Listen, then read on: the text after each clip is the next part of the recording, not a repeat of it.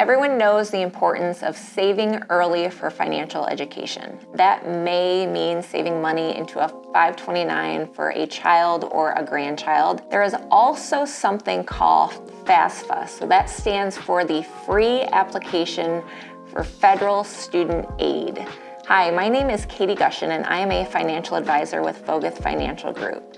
So FAFSA is important because in this application, it takes into account all your sources of income. There are things like your retirement savings account, so your 401k or your IRAs that are not calculated into the Student Aid Index or the SAI. This can help ensure that your child receives the most aid possible, but there are some pitfalls that you want to avoid. So as financial advisors, we will often recommend that people do Roth conversions. This will help save tax dollars down the road.